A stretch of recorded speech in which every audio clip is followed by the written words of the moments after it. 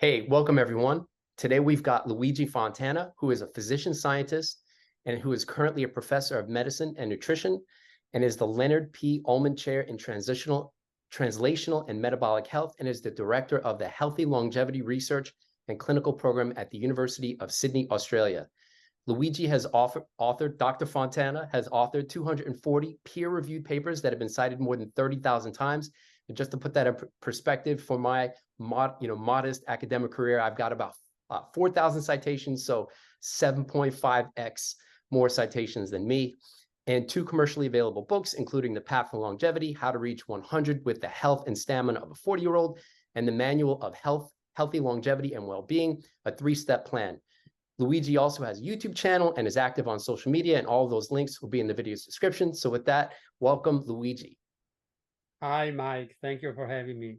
All right, so let's jump right in. So I think what you're most known for, or I should say, I think you're probably one of the most underrated scientists in longevity and aging. I mean, there are other popular names, but for whatever reason, the field just doesn't know about you as much. And I think hopefully starting here, we'll start to change some minds. So I think what you're most known for is calorie restriction, especially calorie restriction studies in people. So what can you tell us about your work on the calorie trial and some of the important findings? And what can you tell us about that? Well, before starting the calorie study, for many years, I've been studying the cronies. So basically, these are members of the Calorie Restriction Society.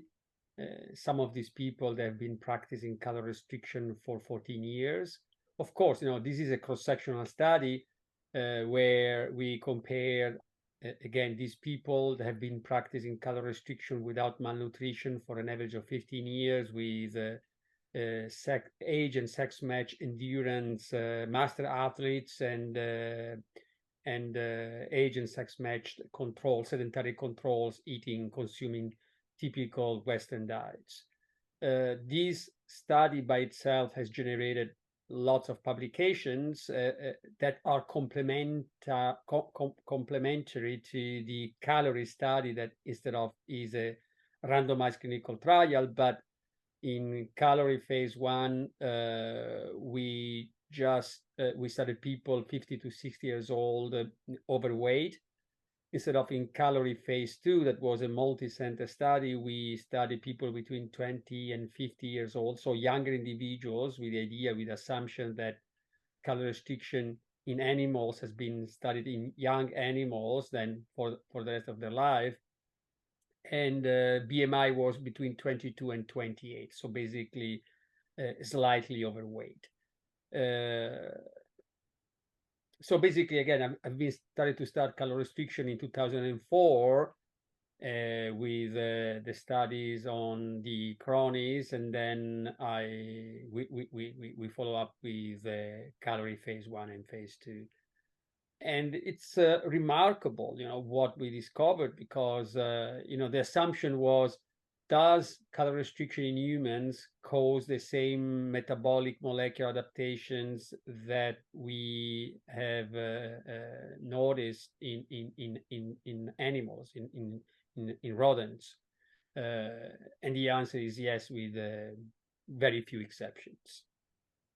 So wait, all right. So let's backtrack. So you started off cross-sectionally, not doing the RCT, which is the calorie study, the current calorie study that's going on now. And in the cross-sectional study where you looked at people who were on a calorie-restricted but optimal nutrition diet, you compared them against age-matched controls who were on a standard Western diet. And you saw improvements or differences between those two groups in terms of metabolic markers like glucose and lipids. So those, yeah, it's like, if you're comparing, I don't know, someone who's exercising, it's like if you're comparing the physiology of a master athlete with a sedentary person. Yes, it's not an intervention study, but immediately you can see that if you are studying someone who is running 80 kilometers per month, his VO2 max is going to be higher. So there is no doubt about it, and there is no doubt, they're going to be a better insulin sensitivity, glucose tolerance, they're going to have less visceral fat. So we understand the limitation of a cross-sectional study, However, a 15 years long randomized clinical trial is impossible.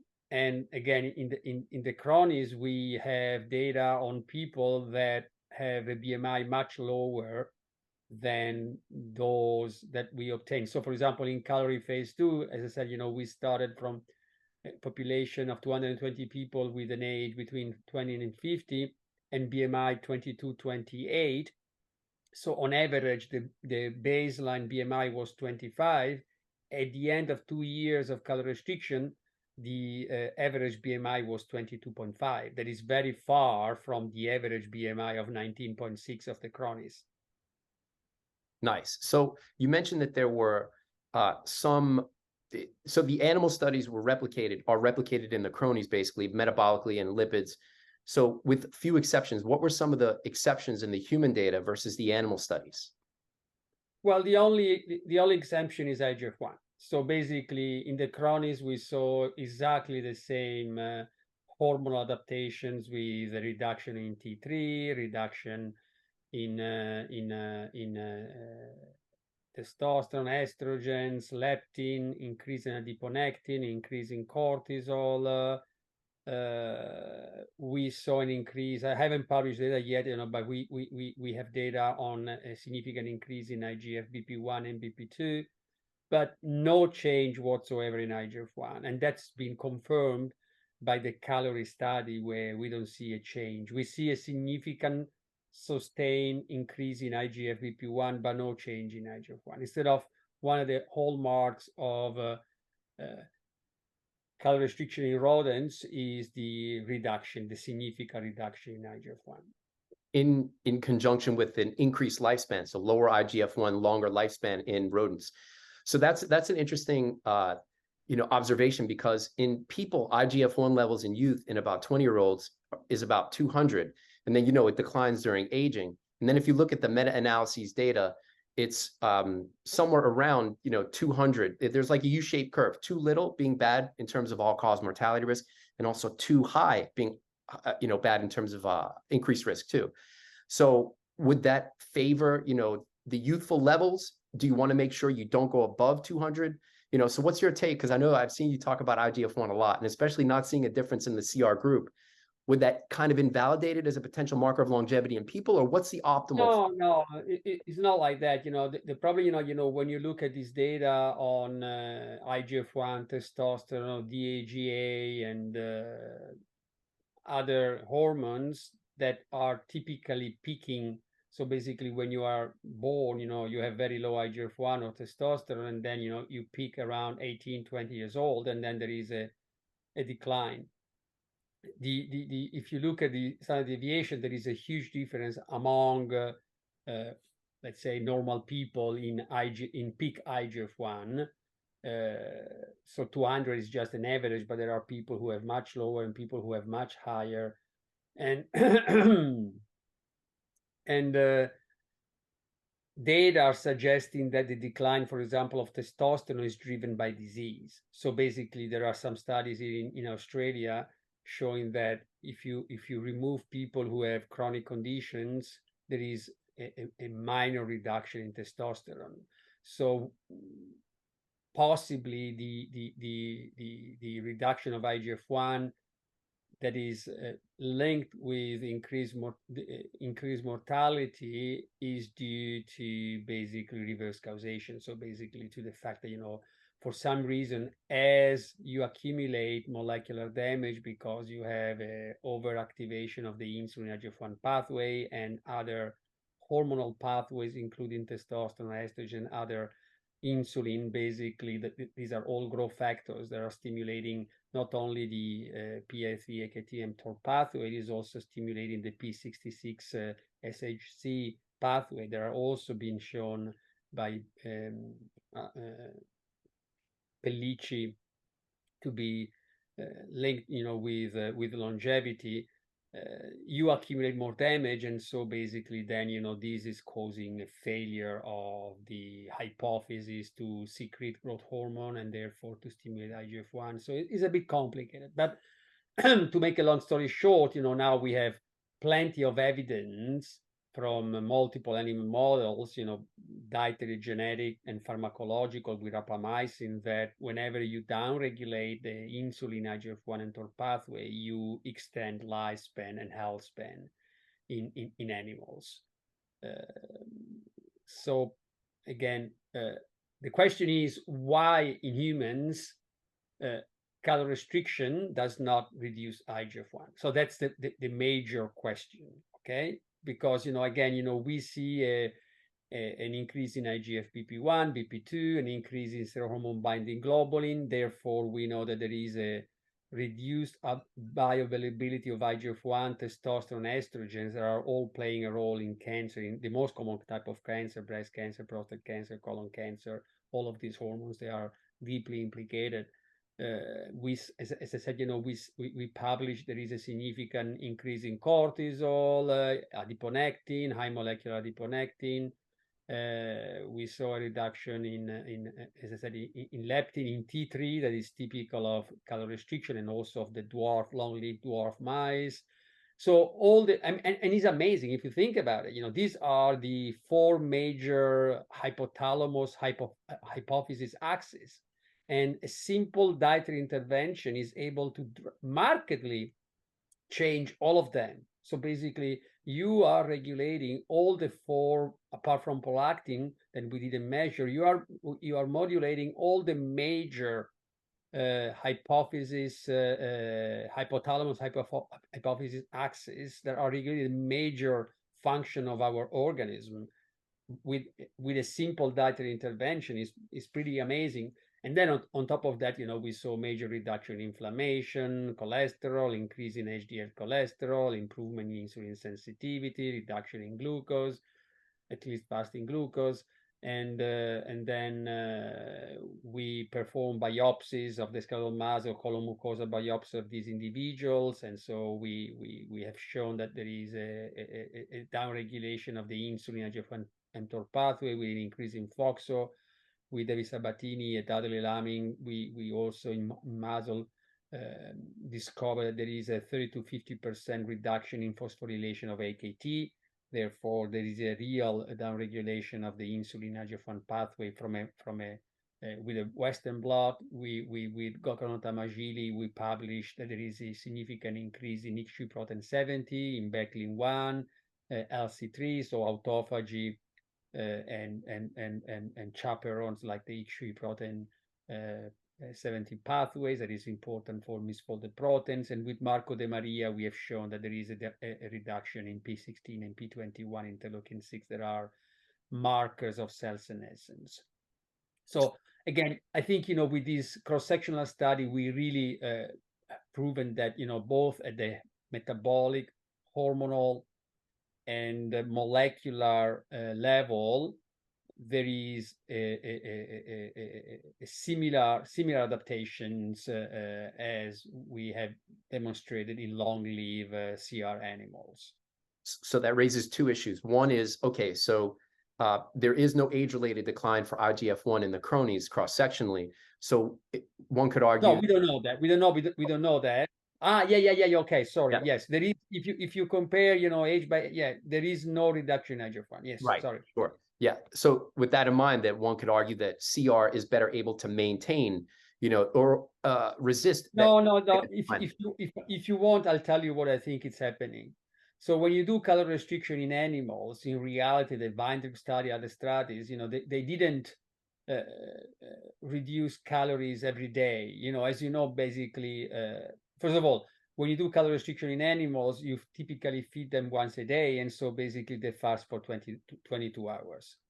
22 hours for a mouse is probably like 3 days for a human being. 2 days of fasting in mice is deadly. So if you fast animals for more than 2 days, all strains of mice, they die of starvation. Even you and me, that, probably we have a BMI around, I have a BMI around 21. I can go for a month without eating. A mouse can go for 2 days maximum before dies of starvation. So again, 1 day, 22 hours of fasting is basically probably 3-4 days of fasting in a human being. And we know there are beautiful data in humans that, you know, with 2 days of fasting, consecutive fasting, you have probably a 30% drop in IGF-1, and by day 5 you have a 50% reduction in IGF-1. So what I think, and again, you know, the Weinberg protocol was basically, they were not only 30% calorie restriction, but one of his postdoc that now is in Japan, I was in Japan, you know, before COVID, he told me, you know, basically the protocol was that, you know, they were feeding 30% every other day. So it was 30% plus every other day feeding. So that was a massive fasting. Okay, so what I think it happens that, you know, the reduction in IGF-1 in rodents that we don't see in humans, in my people on calorie restriction, even they were severely calorie restricted because a mean BMI of 19.6, it is because my people, they were eating 3 times a day instead of the mice. Again, they are doing, even if you are feeding them every day 30% less, because they are very hungry, they eat everything in a couple of hours and then they fast for 22 hours. But again, the classical protocol of Weinberg, it was every other day feeding. So that was huge fasting for rodents. So could that limit human longevity if IGF-1 plays a role in human longevity as it does in animal models, that we would need to even further reduce calories, even for people on a CR diet, and have very long or long fasting periods? No.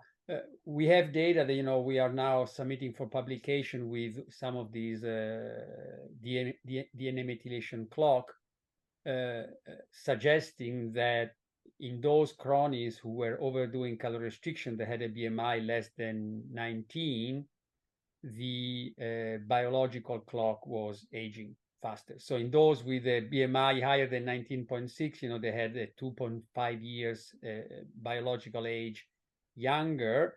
But in those who were too severely calorie restricted, there was an increase in biological age.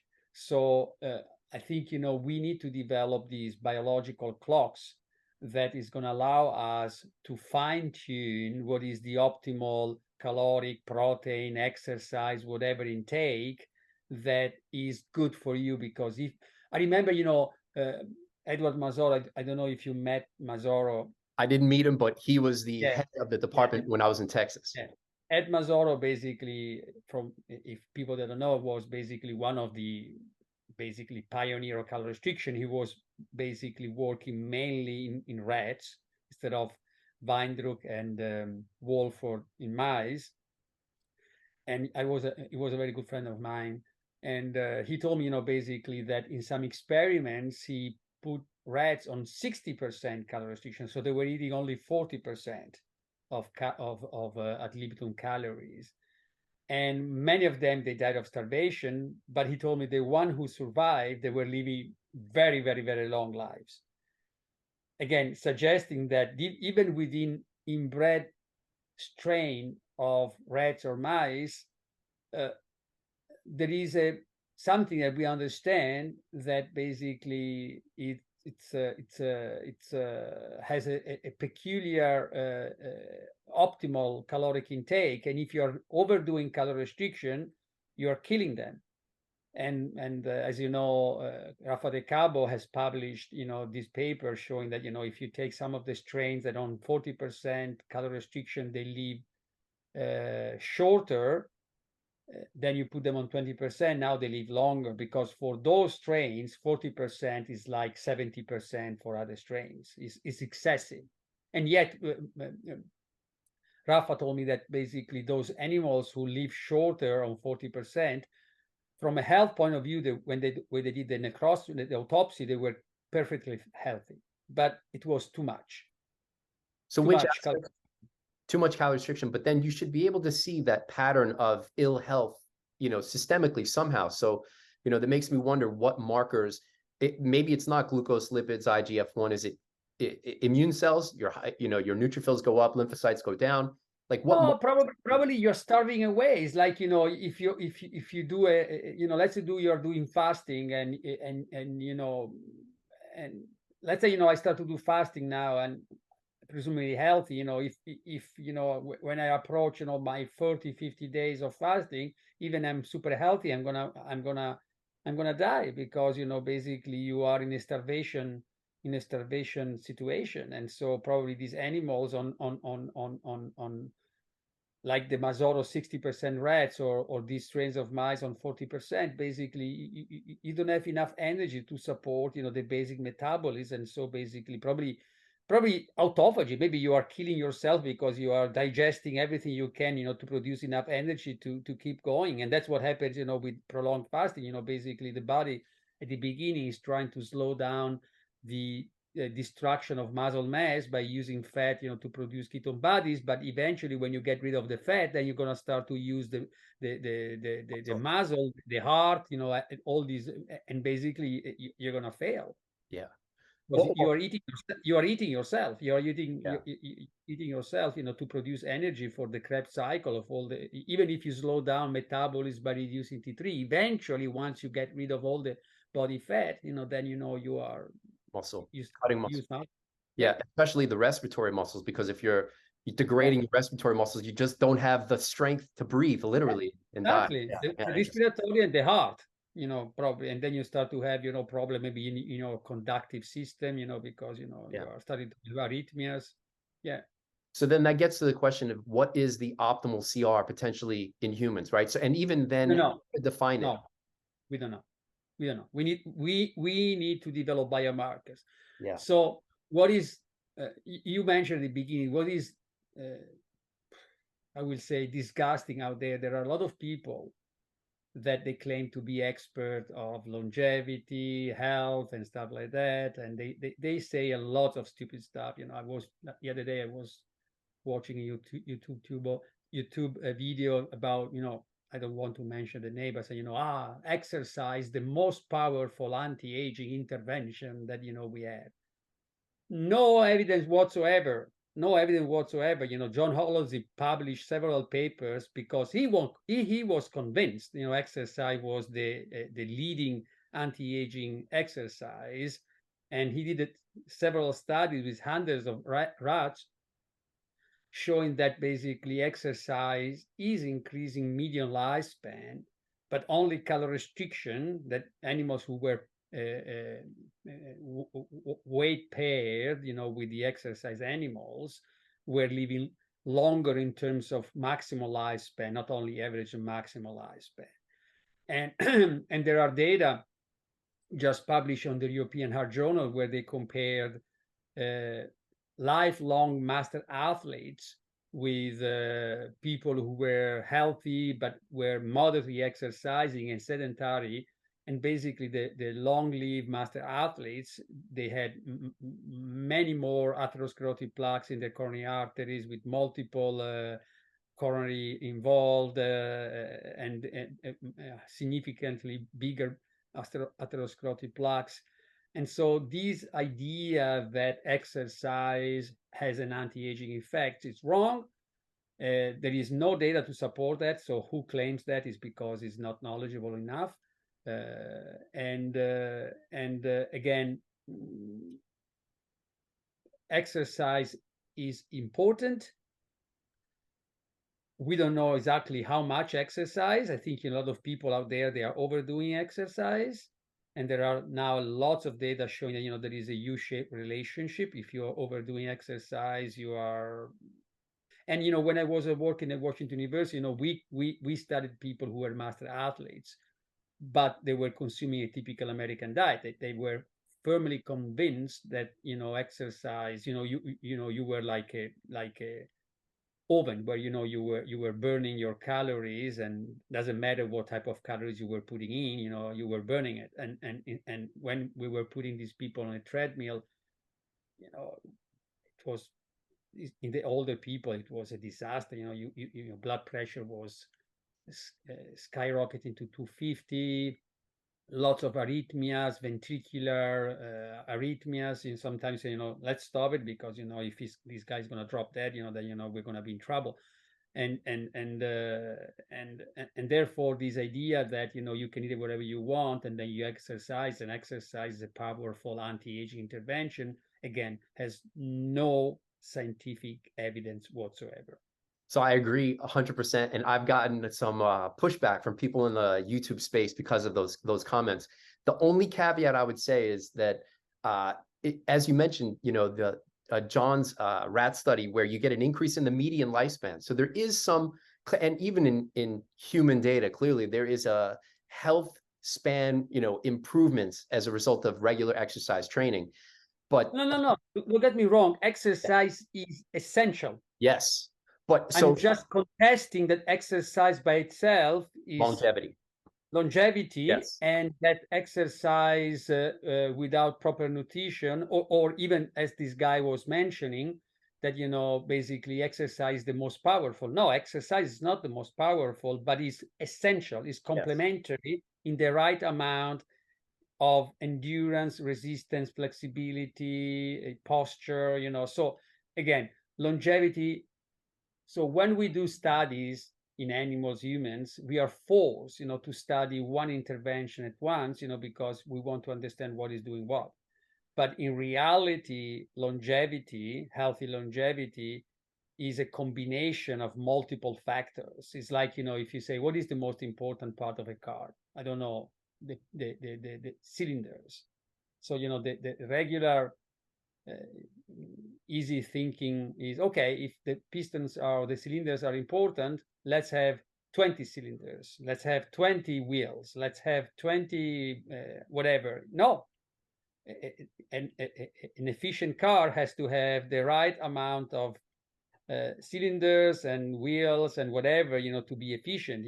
By having many more, you're not making a Ferrari, you're making, I don't know, an efficient car. And so that's what we are trying to do in science, to understand what is doing what, how much important, and what is the right amount. And so far, unfortunately, as I said, we don't have biomarkers of optimal energy intake, of optimal protein intake, of optimal essential like brain chain amino acids or sulfur amino acids, we know are extremely important for longevity. We don't have, biomarker that is telling us if we are exceeding in exercise. There is an interesting paper published in Cell Metabolism last year showing that, when you are overdoing exercise, there is an impairment in glucose tolerance, for example. Therefore, maybe a CGM could be a way, to monitor if you are overdoing exercise, because that impairment in glucose tolerance was linked, with impairment in mitochondria function. Yeah. So just to reiterate, exercise is essential to the process, but the idea that you're going to get to maximum longevity or beyond, there's no data that supports that, not in animal models, not in human. And I came across a study where it was a 40-year longitudinal study, and this supports the hypothesis that people with a median age of about 55 at baseline that had exercise, that moderate to vigorous exercise as a part of their approach, had an increased odds of getting to 95, but 95 was basically the upper limit. So you're basically enhancing your ability to get past the average lifespan. But there's some, so which raises the issue. There's something simultaneously good about exercise to improve median lifespan, and quality of life and all these things.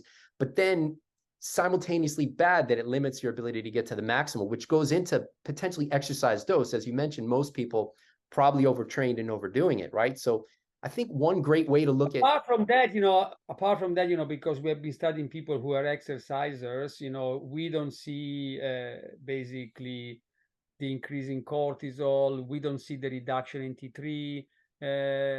We don't see the reduction in IGF-1, of course. So there are many of these important hormonal adaptation, we were discussing before, that they are not triggered by exercise. And if anything, exercise is increasing testosterone, is increasing IGF-1, especially resistant exercise. So that's the problem.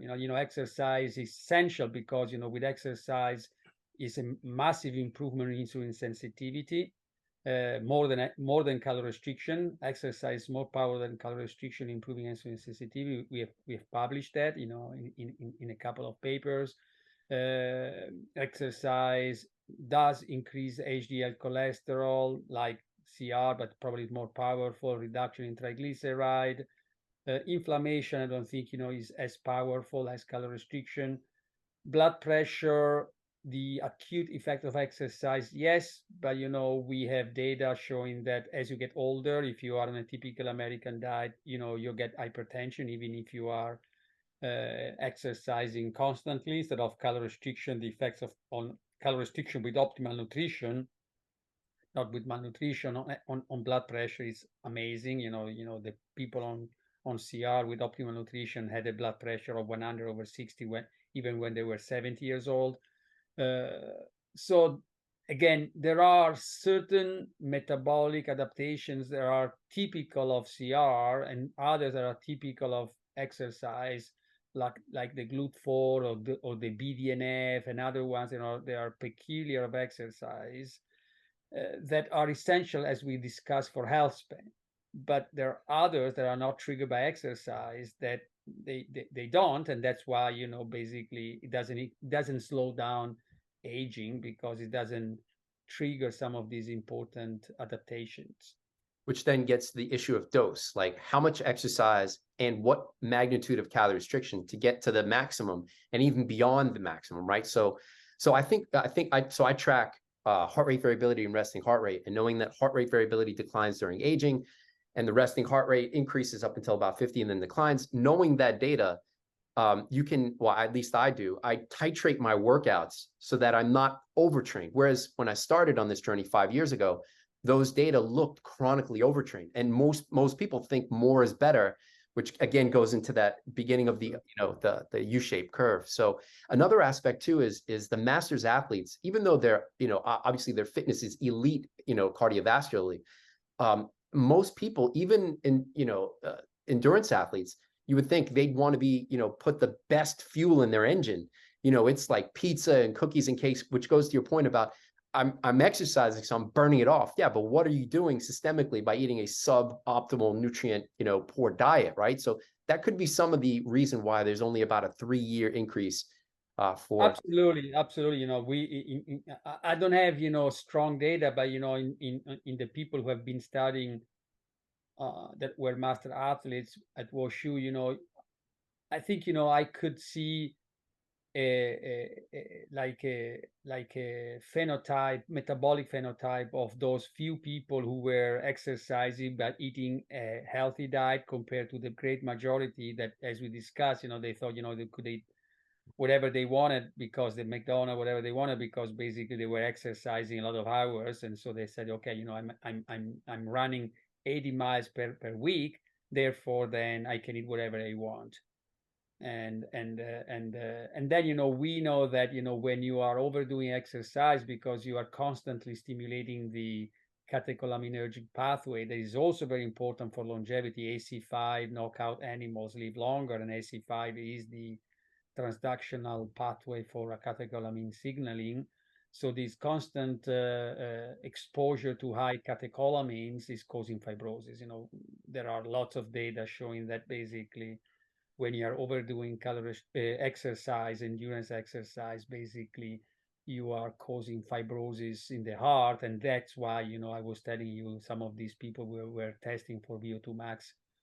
These older master athletes, they had all these ventricular arrhythmias because basically this patchy fibrosis of the heart, if it basically hits the conductive system, then it's causing these dangerous, potentially lethal arrhythmias. And plus the joints, a lot of people who were studying when they were 50, 60, a lot of them had to have joint replacement, hip or knee replacement, because if you're running on these joints, especially with a bad diet, your cartilage and your bone, they are wear off, and eventually these people, they have to stop running, or they have to use put replacement, hip replacement or knee replacement.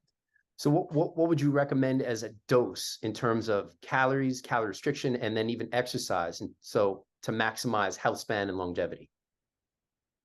Again, we don't know. So I think the best is to avoid increasing waist circumference. Yeah. So what I'm trying to do is to now I'm 54 and I'm trying basically to keep my abdominal fat, by visceral fat as low as possible, by combining regular exercise, but not excessive exercise, with a healthy diet where, you control calories. At least I control calories by eating high quality, high fiber food, so, it's without becoming extreme, because again, not knowing what is optimal caloric intake, again, some of the cronies that, like the exercisers, were thinking that, the more the better. This new data, we're going to submit for publication soon using the DNA methylation clocks. They show, these people, they are killing themselves. So basically they're getting older than, so they are trying to minimize caloric intake, at a almost phobic manner, and the result is not more longevity, but is less longevity. So for the time being, not having reliable biomarkers, you have to be moderate.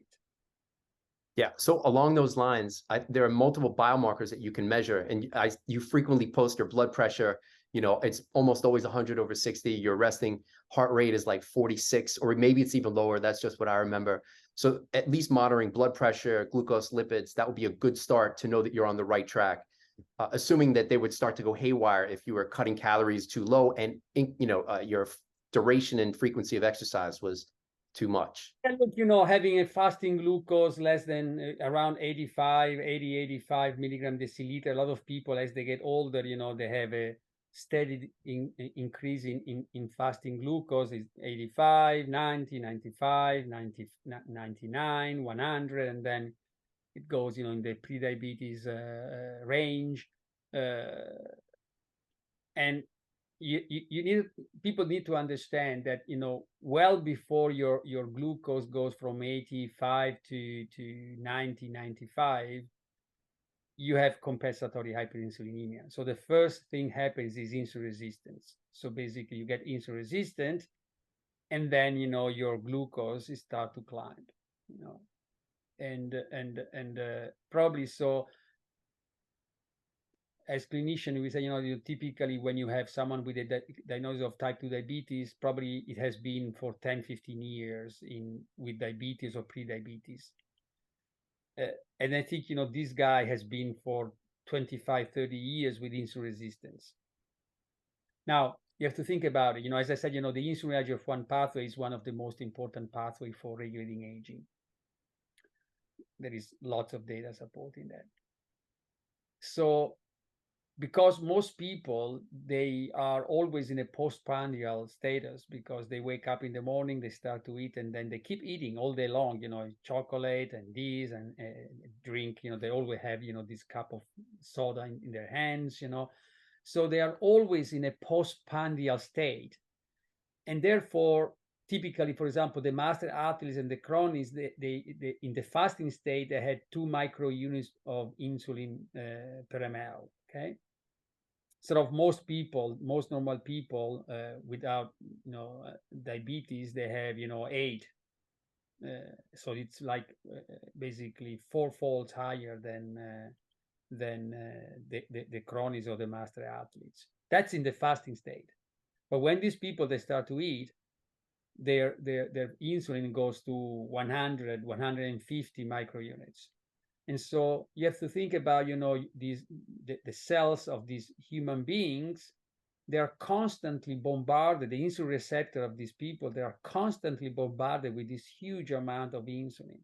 So this is like to be exposed, to a constant, it's like smoking cigarettes, because as I said, if you have, this constant binding of the insulin to the insulin receptor in these big ways, basically you have a constant activation of the PI3-AKT pathway, and therefore you have a inhibition of FOXO translocation, with an inhibition of autophagy, with an inhibition of DNA repair pathways, with an inhibition of antioxidant pathways like catalase and SO2, and with a massive activation of cyclin D1, D2, D3. So basically you have more cell proliferation. And when you have more cell proliferation, you have more random mutations. if these random mutation, they are hitting the oncogenes, you have cancer. If they are hitting the non-oncogene, you have cell senescence. So basically, you have to imagine basically like, this having this constant hyperinsulinemia that translates into a reduction in IGF-BP1, BP2, and sterol hormone binding globulin with an increased exposure to IGF-1, testosterone, estrogens that are massively driving cancer, and they are massively driving basically this accumulation of molecular damage because you are down-regulating the autophagy, DNA repair, antioxidant cellular pathways. And so people that don't realize that, yes, smoking, getting exposed to smoking is bad, and the more cigarettes you are smoking, the more risk, the more damage you are causing. Being exposed to alcohol and other, of these stupid, marketing ideas that, alcohol is good, because you have resveratrol. Alcohol get metabolized into acetaldehyde. Acetaldehyde is a cancer molecule. Today, there was a paper that I just posted in my YouTube channel showing it was in rhesus monkeys. So basically, chronic exposure to alcohol intake caused basically damage of the mielopoiesis with an increase in monocytes and macrophages and a massive pro-inflammatory effect that lasted for 1 month. So basically, after there was an abstinence for 1 month, and 1 month of abstinence, still there was a pro-inflammatory effect, on top of the risk of cancer induced by, again, acetaldehyde and other diseases. So, but I think hyperinsulinemia is even more powerful than these two factors. Adding a little bit more. Oh, yeah, 100% agree. The other side to that story where, people's glucose levels could be a constant, and as you're mentioning, they have hyperinsulinemia. The other aspect of that is chronic hyperinsulinemia. Eventually, you'll have beta cell failure where now insulin levels drop, and then you'll start to see that glucose age-related or an exacerbation of that glucose-related rise. So measuring insulin is important, but seeing that your glucose levels are rising during aging, definitely not a good thing, No, so. but that's, again, 10, 15 years. When you start to see your glucose raising, you are 10, 15 years of overexposure to elevated insulin. Definitely, yeah. All right, so in terms of the alcohol, so just going to that, so the Mediterranean. And glucose is not as important. Indeed, basically, what's his name? I forgot his name. Carter. Forgot. Now I have a lapsus. But anyway, so basically, he did a study where he created some animals that were GLUT4 overexpressor. So he compared basically ad libitum fed wild animals with ad libitum fed GLUT4 overexpressors, and then both of these on calorie restriction. And what he found that basically GLUT4 overexpressor that had 24-hour lower glucose did not live longer, but both the control wild type and the glucose overexpressor on calorie restriction, they live longer. And so these data are suggesting that glucose by itself is not the driver of aging, but again, is because in this case, GLUT overexpressor was not really caused by insulin resistance. Instead of is the hyperinsulinemia, the insulin resistance that precedes glucose that is causing.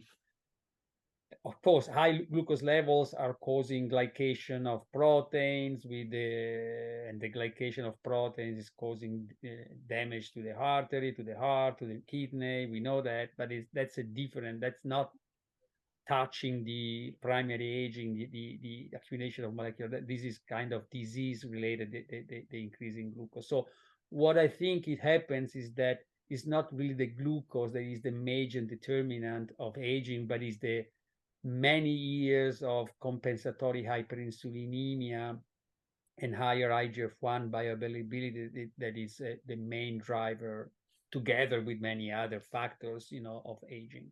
So there's human data that supports that too. There's a study in people who are 85 to supercentenarian status, so older than 110. And when looking at all-cause mortality risk, HDL, LDL, HbA1c is a marker of glycemia, not associated with an increased all-cause mortality risk within that age group, right? Essentially, we're looking at longevity. But albumin, so higher relative levels of albumin, lower CRP, and lower creatinine is a marker of kidney function associated with all-cause mortality risk. So higher albumin, lower CRP, and lower creatinine, which suggests inflammation, potentially liver function and or inflammation for albumin and kidney function, right, as drivers. But all right, so so the alcohol story is an interesting one, and so I agree, and in part because it messes with my sleep and quality of life. You know, next day hangover, it feels terrible, even small amounts. So I haven't had alcohol for a long time, 10 years maybe. But the Mediterranean diet, you know, that's a big thing, you know. And granted, the Mediterranean diet, I still have huge issues with it, because compared to the it's typical American Western diet, which is terrible. A Mediterranean diet probably better, but the red wine is promoted as a big part of the Mediterranean diet. So what are your thoughts? But that's not true. I mean, this is like shortcuts, you know, these are again, you know, marketing ideas. You know, my parents, you know, my mom is from South Italy. She was born in South Italy. So back then people, they didn't have money, you know, to buy wine and drink wine regularly. So, you know, yes, maybe, you know, they had, you know, maybe, I don't know, 10 bottles of wine per year, you know, where they were drinking, you know, during the festivities, you know, a glass of wine, you know, but it was not, you know, they were drinking wine at lunch and dinner, you know.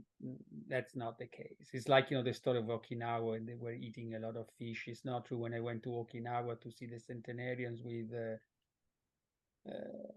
Craig Wilcox, basically, I've been talking with some of these nonagenarians, and back then fish was consumed, you know, maybe a couple of times per week, you know. So the rest was basically the sweet potatoes with a lot of tofu and vegetables and some fruits and some nuts, you know. So there is a lot of marketing strategies, propaganda about the Mediterranean diet. So the classical Mediterranean diet was basically, I can tell you because that's what my grandmother was telling me, it was basically homemade bread and pasta. So they had, you know, the durum wheat, you know, from South Italy is fantastic. You know, it was basically milled fresh with the germ and everything. And then they were doing basically the bread and the pasta with chickpeas, lentils.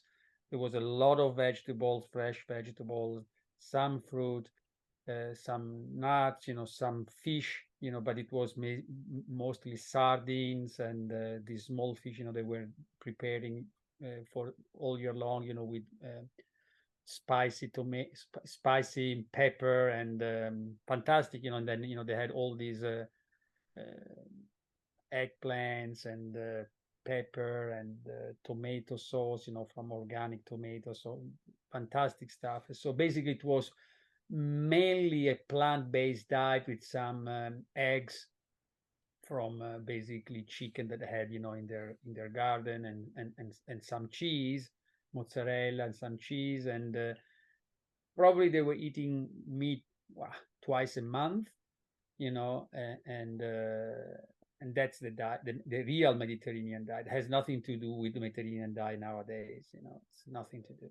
Which also another, I think, overhyped, and maybe we'll disagree here, I don't know, but olive oil is another one that's overhyped. And I think when you think about olive oil, most of the data is not compared against the whole food, olives. Like if you had a quote unquote Mediterranean diet or any diet, and you fed an equivalent amount of calories from olives versus olive oil, I don't think olive oil would win. So what are your thoughts on olive oil as a part of, or in amounts? Or again, olive oil, you know, back then it was basically a family, maybe they were having like 1 liter per month for a family. very little. So yes, it was a very small amount. You know, they didn't have liters and liters and liters of olive oil, right? Like now people that are using, you know, 1 tablespoon of olive oil is 120 calories. Yep. So if you're using too much olive oil, you know, easily you put 700, 800 calories of pure oil in your diet. That, by the way, even if it's mostly monounsaturated fatty acids, there is a percentage of saturated fatty acids that, you know, it adds up, you know, at the end of the day. So if you are consuming a lot of olive oil because you are dressing everything with olive oil, you have in excess calories and you have in excess of saturated fatty acids. And if you have in excess calories, you're going to gain visceral fat. And because you're going to gain visceral fat, you're going to become insulin resistant. You're going to have hyperinsulinemia. You're going to have inflammation. You're going to have, you know, dyslipidemia, all this stuff. So, I mean, again, a small amount of olive oil is okay, but it's a small amount. It's not, you know, the more the better. Yeah, No doubt. alcohol, meat, very rarely classic Mediterranean diet. Some of that is in your book, that and the exercise versus CR in terms of longevity for people who want to check it out. So the other thing I want to ask about is, so in one of your books, you wrote that death is unavoidable. So what are your thoughts? Yeah, I still believe, you know, that is unavoidable because, first of all, let's say, you know, I don't think so, but, you know, let's say, you know, that, you know, we're going to find, like, you know, Aubrey de Grey suggests, you know, negligible death. So we're already 8 billion people on this planet. Without people dying, you know, we're going to quickly become 30, 40, 50 billion. Is impossible. There is not enough food on this planet. You know, we're going to kill each other. There is no doubt about it. You know, there is, you know, we are already at the limit. You know, I think, you know, there are data suggesting that, you know, we're already consuming more than twice, you know, the resources that is on this planet, especially because a lot of people now in China, everywhere, they're starting to consume red meat or other meat, you know, like, you know, we in Western countries do. And so, you know, we are burning the Amazon, you know, to produce meat, you know, for China. And so it's a disaster. That's part of the problem. I don't know if you have been watching today. I was watching, you know, the major typhoon in Greece. You know, there basically there is a third of the of Greece underwater, you know, of the land of Greece underwater. In Hong Kong, there's been a typhoon that has been basically Hong Kong was underwater. You know, it is a disaster. You know, and there are fires everywhere, and so definitely, you know, there is something that it's strange. Even if you don't believe in global warming, these extreme events, and people they don't realize that, you know, let's say in Greece now 1/3 of the arable land is underwater. So basically, the crops they're gonna fail. When food is gonna become scarce, you know, because you know, with droughts and flooding, you know, basically you don't have enough food to feed the people. People they're gonna start to kill themselves, you know, because when there is no food, you know, people they're gonna take the gun and they're gonna go and get the food where they can. So people they don't realize what's going on, and so they think about, you know, negligible aging when there are more important. So as you know, in my books, you know, I'm talking about philosophy because I think, you know, one of the problem of our society, you know, we have completely missed the connection with our spiritual life, with nature, with you know, the real meaning of life. And, you know, if you study philosophy, at least certain type of philosophy, you understand, you know, the beauty of life and the beauty of being on this journey in life. And when you are dying, basically you are just moving into other energy and other life. You know, there is no death. You know, everything is in circles. So, you know, the idea that you are dying is just a misconception of what's going on in the universe. You're just basically right now an aggregation of atoms. Like, you know, if you take, you know, water, you know, if it's cold, you know, the water is going to become ice, and depending where, you know, the water was located, you know, it's going to have a certain shape. And then eventually, when the temperatures increase, you're going to become water and maybe water vapor, but you're still water. You're still H2O. Okay. And so I think, you know, this journey is a beautiful journey. What we should do is to optimize our health to be in harmony with the laws of nature. Where, you know, for example, I was on a major documentary last you know, on Wednesday. The Italian TV, basically, when I was in Italy now this summer, the Italian TV producer Duilio Giammaria, basically he came to interview me in different parts of Italy. But interesting, there is this professor that is called Silvio Garattini, who was the head of the Mario Negri Pharmacological Institute, 94, still working in the institute, no disease, no medication, perfectly brilliant. Every day he walks 6 kilometers, high speed. He drives his car, 94 years old. So that's what we need to achieve, basically, having a long, healthy life where you can still at 94 is still, mentally capable of going to work and being engaged in what other young people are doing. And, with his wise attitude, he can help, people to. So that's what I think is important, this obsession with a longer life doesn't, at least for me, is not important. So for you, it's getting to the oldest age you possibly can in as good of health as you can, and getting beyond the 120 years, not so important because the population size will get too big. People start killing each other. It's a madness. That's where you're on. Maybe 120, 130. Based on the monkey study, Sherman basically, if we assume that the average lifespan of a monkey is 26 and the average lifespan of a man right now is 80, so Sherman lived 44 years. This is like 135 years of a human being. So it is possible that some human beings could live to 140. It's possible. But beyond that, no interest. Death is unavoidable. There's no way. Beyond that, it's possible, with some technology, you can make it maybe, I don't know, I'm just now 200, but past that, the fact, that all these human beings, they're going to live forever is impossible for the planet.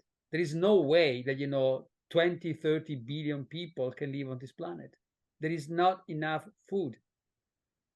So, I agree with that. What can help get around that is if your lifespan is now 200 years or longer, or some amount beyond 120, now you've got an extra time period to learn other stuff that potentially get you off this rock. Now, maybe this planet becomes too overcrowded, but if you've got 100 years to study, aerospace engineering and quantum physics and all of these things that may be linked with interstellar travel, this is beyond the philosophy, I guess. That's where I see it. Look, anything. Anything is possible. If you think, what we achieved right now. Right now, basically, we are on Zoom. You are in US. I'm in Australia. And we are discussing and recording. If Julius Caesar, you are asking, do you think that in 100 years or 1,000 years is going to be possible to talk via internet? Say, are you crazy? So everything is possible based on what we know right now.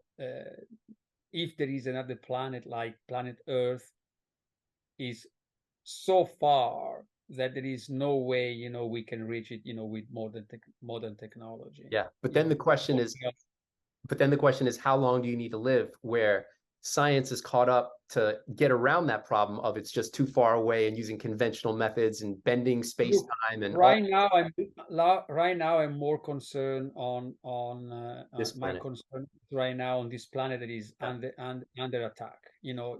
If the people that don't realize that this is just the starting, these massive flooding and fires and stuff like that that are happening more frequently is just the beginning.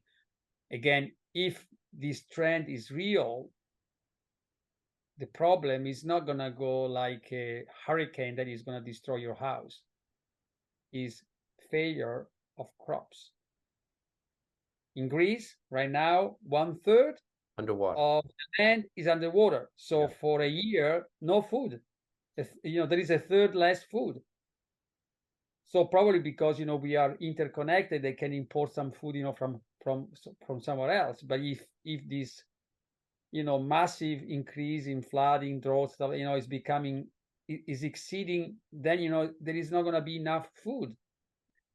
So that's, I think, what we're not right now as human being, we should concentrate our energy, to say, okay, what can we do to create a world where, we protect the environment, we create a world, where there is no war, where we live, in a constructive way. We use all the technology we have, to create, energy efficient houses and cars and everything. So, we are not polluting, where, basically you don't have to fight, for oil, because you don't need oil anymore, because you can extract energy for the sun, the wind, the geothermal and everything, where, instead of having millions of people who are sick, healthcare system are unsustainable. In US right now, you are spending, not anymore me, but you are spending basically, I think in 2013, it was $3.2 trillion. In 2021, it was $4.1 trillion. So basically in 10 years, it's almost $1 trillion increase, with a 2.5 years decrease in lifespan expectancy in the last 3-4 years. You have a massive epidemic of obesity, 40% obese individual, 30% overweight, metabolic syndrome is a disaster. So you are spending 4 trillion plus more than 4 trillion with shitty results. And this is unsustainable even here, even in Italy, because this idea that you are treating disease once they have occurred, to me, is like to say, I buy a new car, a new Ferrari, and then I have no idea when I have to change the oil, the tires, the brake pads. And so I say, I don't care. So most people say, I don't care. I want to live my life without any problem. I want to eat whatever I want. I want to drink. I don't care. Yes, you can do the same with your car. You can buy an expensive Ferrari and say, I don't care. I'm not going to change the oil. I don't care. I'm not going to change the tires on the brake pads. You know what happens? Probably when 15,000 K, the car is dead, or you're going to have an accident. Yes, you can do it, but it's unsustainable for the planet, because for the economies, because unless, and so it's crazy what most people are thinking. Instead of, we have the knowledge to have many people living like Garatini, 94, without diseases, without medications. You can free trillions of dollars from healthcare to spend in technology, science, and maybe, yes, to advance health span and lifespan. Do you think that, so this gets to the issue of the individual versus the collective, and I don't like to be a pessimist. I'm generally an optimist. I'm not negative. I try to stay towards the positive, but I'm generally not bullish on global society changing climate change anytime soon. I think there's too much money invested in the people who are in the old school thought of coal and all the other things that pollute the environment, and too much meat, whatever it may be. So we don't. No, I'm positive. I think that in the next couple of years we're gonna start to see these major events like now Hong Kong is basically a super advanced carbon neutral. No, but it's super advanced, so basically it's underwater. There is a major destruction. And so if you start to see New York or major, London or Rome or major towns, underwater or with major failure, then I think, they're going to act.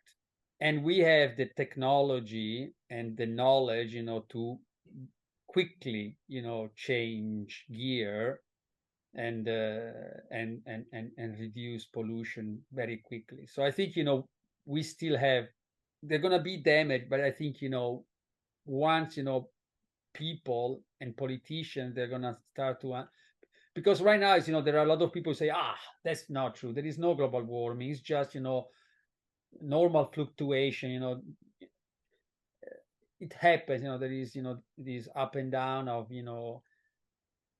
yes, that's true, but the frequency now is so frequent and so extreme that it cannot be just normal fluctuation. It's something more. And so I think if in the next couple of years, it's not going to take long. A couple of years, if you're going to start to see major problems, when you have major cities that are underwater with a lot of people dying and stuff like that, I think they're going to change. So just to play the pessimist role again, unfortunately. So here in the States, there's a big problem with gun violence, even like pre-K, schools getting little kids getting murdered, so they can't even pass legislation or don't want to for background checks, things that you would assume would reduce gun violence tremendously, right? So for something as, localized as that, when compared with the environment, can't pass laws to, have moderate gun control. And I'm not talking about taking away people's guns. But It's you like, are the only country because, for example, in Australia here, there was like, I don't know, 15, 20 years ago, a massive shooting. And then, basically the government say, okay, that's it. yeah, So they bought all the guns. And right now there is nobody with a gun here in Australia. That's, more, the average people doesn't have a gun, and in Italy, in my country, basically, nobody has a gun unless, you go to the, where you say when you to the shooting range. shooting, and you have to have a special permit from the police, and you have to tell the police, I'm going from home to here. If the police is it blocks you, away from this path, you're gonna be in jail. Yeah, but here there's like so many people that are against that. It's like think it's a decades long problem, hasn't been fixed. But US has to change. US has to change in many aspects. I think you are under the spell of these major lobbies who are basically brainwashing people and for money, for money, yeah, literally they money. don't understand. They are eating crap. They have guns. They have addiction with opioids, with anything. It's a society that went too far in a materialistic way, and the consequences are awful for metabolic, mental health, spiritual health. Is gone. Is gone. So Everything, has, even it globally. has to be rebuilt. It has to be rebuilt from scratch. So is part of the answer just moving to a farm, self-sufficiency, don't, where you can take care of yourself, right? If everybody's got that self-determinism to take care of their own health, it kind of gets beyond the societal, sick care and pollution, right? Is going off grid part of the solution? Is that, I don't know. So you went from you went from Italy to States and then to Australia. So Yes. was that part of the thought process? I don't know if it was, but no, look, I went. I arrived in 2001 in US at Washington University because I was interested in calorie restriction. So when I was studying medicine, I remember this professor Ottavio Bosello who came to one of the lectures and he was talking about calorie restriction in animals and said, "Wow, so there is an intervention in mammals that is able to extend lifespan and health span. My gosh, that's fantastic. So there is something real." And so basically then, once I finished my residency in internal medicine, I started my PhD in metabolism. I started to look around and I said, who is working on calorie restriction in humans? So I wrote to Richard Weinberg. I said, look, I'm working on animals. But there is John Holosy who just got an NIH grant, a calorie grant to study calorie restriction. Why don't you write to him? So I wrote to John and John said, fantastic, come to work with me. So I took my luggage and I moved to St. Louis and I worked with John for 18 years. Then, once I was at the end of John retired, then he got sick. And then I said, what should I do? And I started to, there were some friends who were basically close to Bloomberg, and Bloomberg basically was potentially interested to fund a longevity center at WashU, but the dean, and we talked with the dean, he was not interested. And so I said, yes, okay, I understand. This is a model based on disease. So basically, the more sick people you have, the more money you do. That's the American model, you know, because that doesn't exist in a public health care. So basically, this private hospital, you know, if you have a department of cardiology, you want to have a lot of sick people, or because, you know, the more you cardiac surgery you do, the More more money. and you put, the more money you do, and the more budget you have for your department. And so I said, okay, that's enough. Enough of US. John basically, he was in a nursing home, and I said, you know, it's time for a change. And so I had an offer to go to work for Singapore, Germany, London, and Sydney. And then at the end of the story, because I think, you know, quality of life is important, I moved to Sydney because here the quality of life is fantastic. Very little pollution, high quality food. You know, in Sydney, the weather is fantastic, beautiful beaches, beautiful nature. And so I said, you know, why not? Let me go to Sydney and enjoy the nice weather, the nice low pollution, low crime, zero crime here. You know, I can leave we leave our door open, you know, nobody's touching you. So instead of when I was living in St. Louis, morning and evening, you were saying, okay, now I'm going to call the security to go to work or not. So, yeah. So, all right. So then that was great. So that was how basically you got into aging and the path that where you are now. So then going forward, I think I saw you have a study on atherosclerosis and reversing atherosclerosis, but current studies and then future projects, future goals. Where do you stand there? No, we have several studies. One is on combination of diet, 5-2 pescatarian diet and exercise and some meditation, you know, to see if we can reverse atherosclerosis by CT scan and in the atherosclerotic plaques. And we'd also do a stress MRI to see if we can change microcirculation in the heart, plus, you know, all the metabolomics, proteomics, gut microbiome, FMD, and many other measurements. Then, you know, we have a study on the effects of fasting with ketogenic diet in patients with acute myeloid leukemia to see if we can basically protect the normal cells from the damage of chemotherapy in humans in AML. We are just starting a study on 3 days of fasting with without exercise to see if we can increase autophagy, because there are no data in humans about autophagy. A lot of people, again, a lot of propaganda saying, you know, fasting is inducing autophagy, but there is no single paper showing that in humans there is an increase in autophagy flux. So now we are starting a study to see, you know, if 3 days of fasting, water only fasting plus exercise, plus or minus exercise, can induce autophagy, DNA repair, and other pathways. Plus, you know, we just started.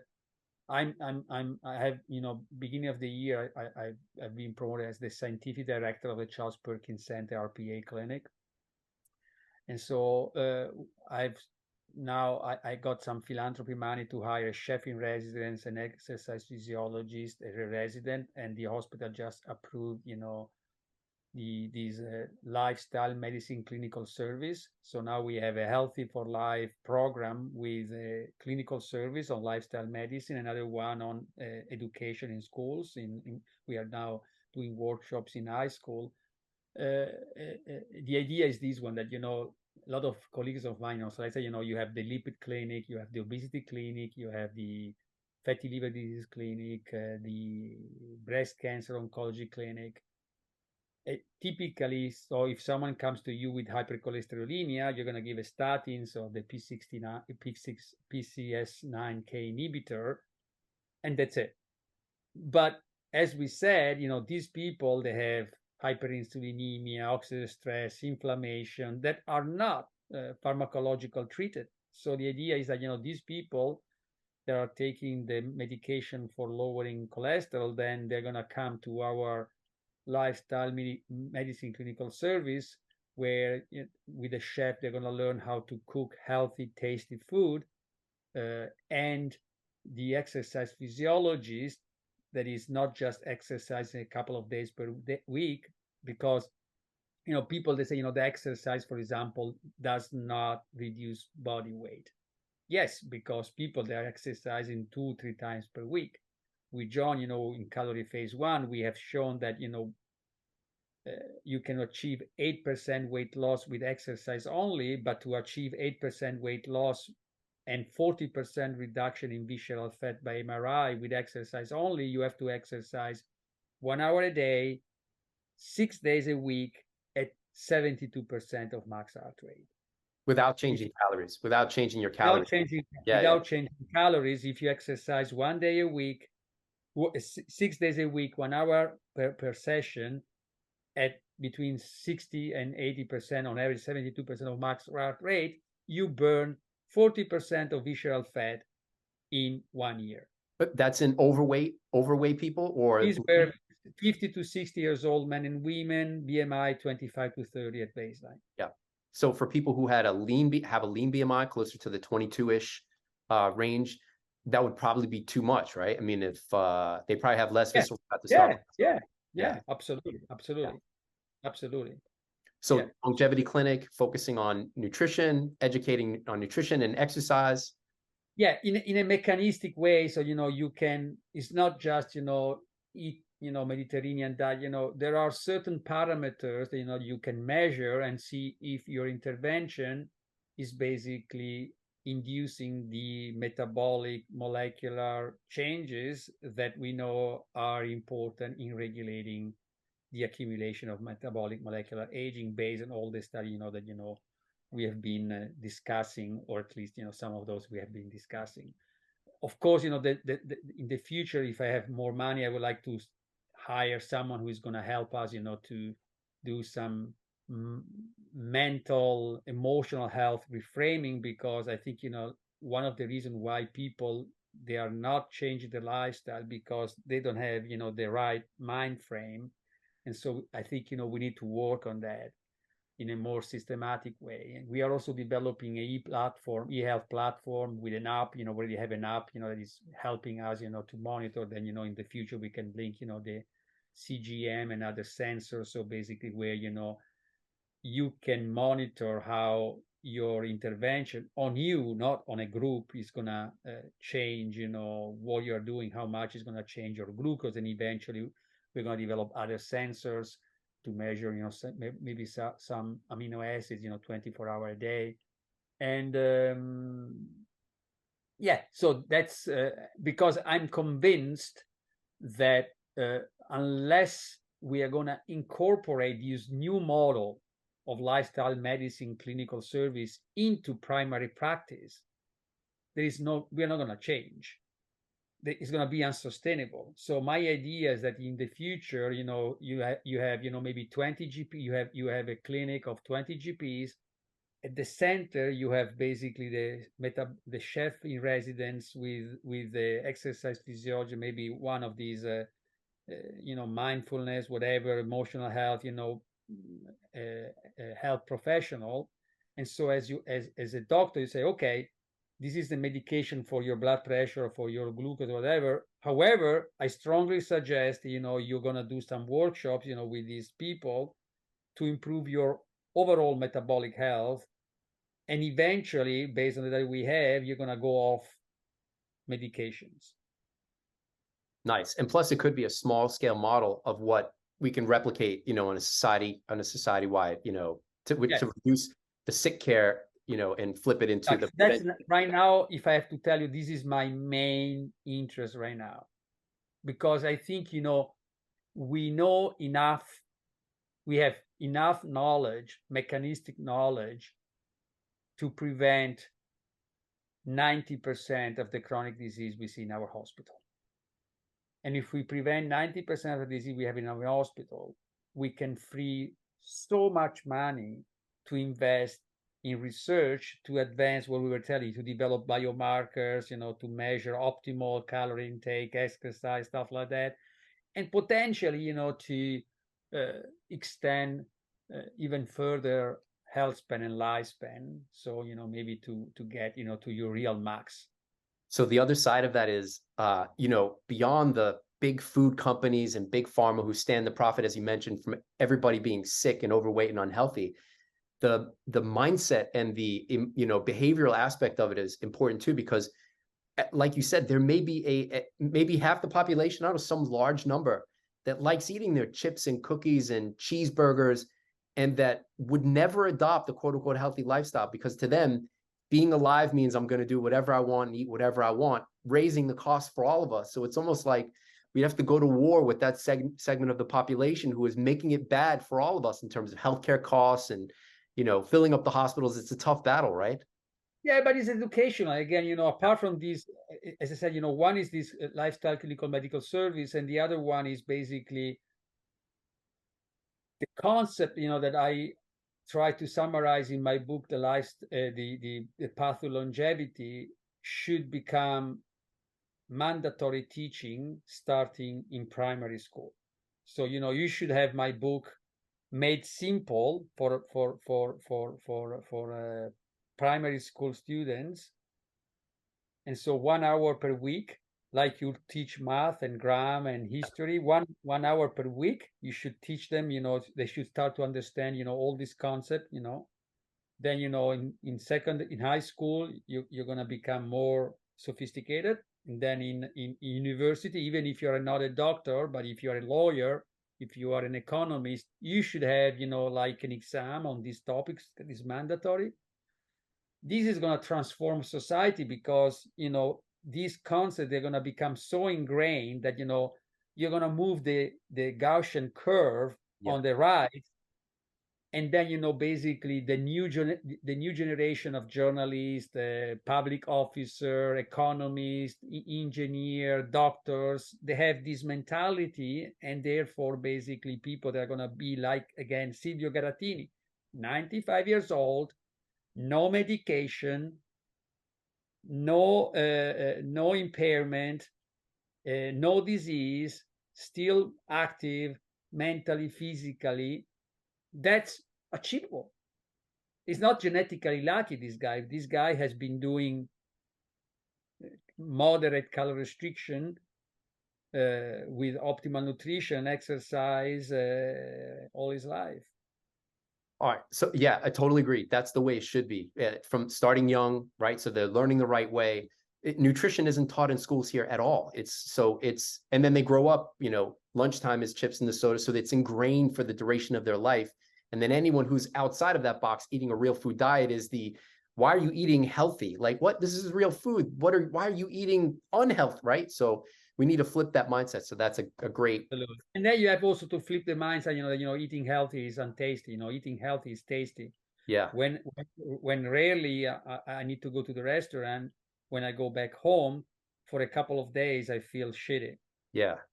So that's a great point, because I don't know if you remember, and I think I mentioned this to you in a message, but when we went to dinner, you, me, Holly, Arlen, back in the day when I was a grad student, that was when I was in the gym a lot more, protein intake probably close to double what it is now. And you said to me, you're too heavy, you're just too big. And I was only 170 pounds, 5'7". So now it's funny because you said, my BMI, 21 and a half. So my current body weight, 141 this morning, so about 64 kilos, and still have the muscle. So, or not as much. So it took me a while to get on that path, but I'm grateful that you were honest enough to tell me the truth. So, all right, is there anything we didn't cover that we should? No, I think we had a nice discussion of an overview of. Again, look, we acquire so much knowledge. Of course, there is a much more, we have to learn, as I said, but we already have enough knowledge, to prevent in most people, or to markedly reduce in most people, the development of 90% of the most common chronic disease we see in our hospital. We can massively increase the probability of someone to live a long and healthy life without medications. It's really possible. This needs, to become a crucial topic, not only in medical schools, but in every school, in society. And we have to reframe, our educational healthcare system that right now is a sick care system. and an educational system, and is not really targeted, to health, human and environmental health and flourishing. And again, we need, to talk about it. And as you said, it's amazing. I wrote, a couple of books that, they sold, a decent number of copies, but nothing compared, to a lot of stupid books out there, that are totally wrong. And, they got it wrong, easy fix, the 5-2 diet, and, the keto diet, the paleo diet, the Atkins diet, millions of copies of books, that are increasing mortality and disease, and they got it wrong. It's completely wrong. It's an easy fix that people love. Give me one simple thing, but I don't want to change more than that.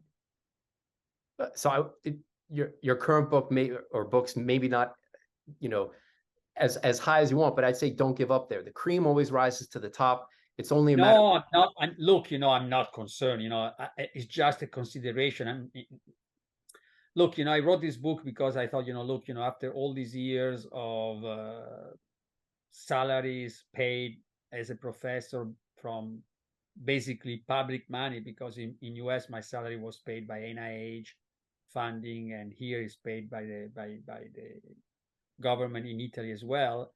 I think, as an academic, as a scholar in one topic, I think, you should not only publish papers in Nature and New England and stuff like that, but you should try to also write someone for the people who really paid our salaries. And that's why I decided to write a book, for people to, summarize, in an easier way, my thinking and my knowledge, my experience of 30 years of, 30 years as a scientist plus another 12 years as a doctor and a specialist in internal medicine. And so I don't care, if I don't sell it. But it's just a consideration that, some, I think,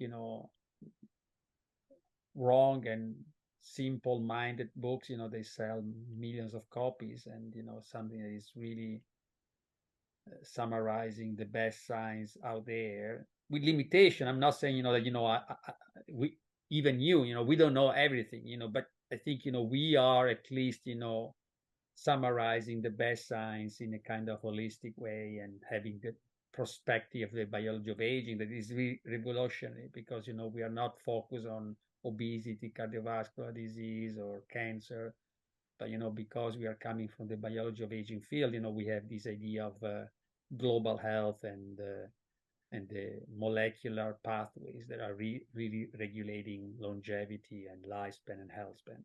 And from the perspective of nutrition, I mean, I don't want to name names, but there's a person who's out there who's basically an MD, but is on the pharma side of trying to get you to, maximize lifespan, which plays little, but with little emphasis on whole food, and, well, not little emphasis, but not as much as it should be. For example, like total cholesterol levels and cardiovascular disease. I mean, a statin is the easy way to go to drop your LDL, but the fact is it doesn't address the problem, which is, unless you have familial hypercholesterolemia, is easily addressable by diet. A very high fiber diet will drop LDL and total cholesterol very quickly in a couple of weeks. But most people, as you know, don't eat much fiber at all, right? So I haven't seen that approach in the the public space. It's just take the step. Yeah. You wonder if these people they are just is a sensation, is a feeling, but I think these people, they are set up by these companies. Could be selling certain ideas and products. So or they lack the perspective and just think that that's the only way because they lack the perspective. It could be that too. I think more. I think they lack the perspective, but still, I think look, these big corporations, they invest 1-2% of their money in propaganda. Yeah, could be. They choose their influencer, and they pay for their campaign, and they pay for space on socials, and they become famous. They have hundreds of thousands of people following them with money. So if you want, if you have a new product, it's not the new product, it's the marketing that is costing. if you are a company, is the marketing that is costing, not you can have the best product whatsoever. If you don't have the power of money to buy the publicity space, the social space, on socials, it's very difficult to reach many people. Yeah, definitely. All right. That was great, Luigi. I appreciate it. Okay. Thank Ciao. you. Talk soon. Ciao. Ciao. Bye, Mike. Bye. Bye, Luigi.